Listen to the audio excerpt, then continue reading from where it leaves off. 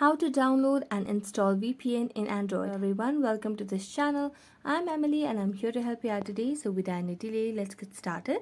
So to download and install the VPN in Android, you just need to go to the Play Store application and search for any of the VPN that is available. So I'm going to search for VPN and it's going to give me different options available over here. So here I'm going to search for the Turbo VPN, which is something that I've already downloaded for myself. So I'm going to tap on open as I've already downloaded it. So as I tap on the VPN, you can land on the page of the VPN application, and here you can see the home page of VPN. So you just have to tap on connect and it will start finding the bestest and fastest server for your device so that you are connected. So now as you can see, the VPN is already connected.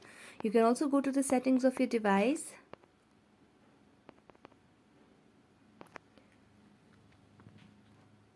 So let's just go to the settings of our device and then select on the VPN option over here.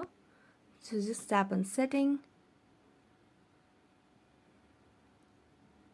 and then tap on the VPN option over here.